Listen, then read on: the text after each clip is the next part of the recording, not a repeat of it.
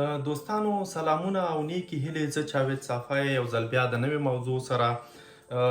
موضوع د هغه فامیلونه چې دي چې کله په اسلام آباد کې یا په تهران کې یا په نوې ډیلي کې دوی ویزې واخلي او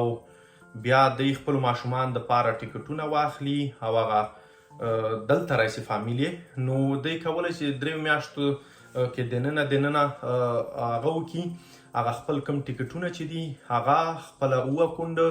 یا خپل هغه کم اسنادونه چې دلته دوی ته ورکړي دي نو هغه باید هغه کړي، کاپي کړي او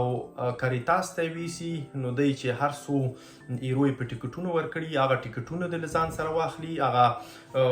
د بانک ورقه دې ځان سره واخلي، هغه اکونټ او څوک چې ورته وایي نو هغه دې هغه خپل منطقه کې دی خپل ښار کې دی هغه ته ویسي، کاریتاس ته دې ویسي. نو هغوی بیا تاسو نه ستاسې د اکاونټ شمیره اخلي، ستاسو ایمیل ادرس اخلي، بیا تاسو ته که نور شیان ته ضرورت نو تاسو ته بیا ایمیل کوي او بیا هغه کمې ورقې چې دي هغه تاسې نه غواړي هغه بیا تاسې باید ورولېږئ. نو چې کله کارونه خلاص تقریبا دا داسې فکر وکوئ چې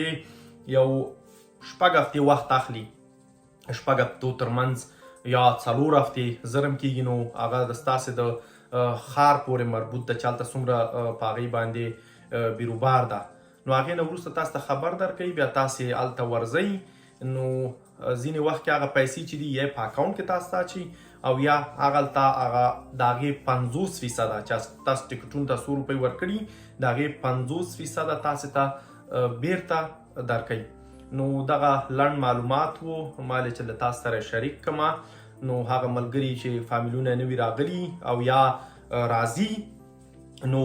دغه ټیکټونه چې دي دا ایسته وانه چوئ، هغه له ځانه سره وساتئ او کاریتاس ته یې ویسئ، هلته ترمین واخلئ، نو تاسو ته به 50% د هغې مصارف بیرته درکړي. نو د نورو ټونو کې راڅخه پوښتنې وکوئ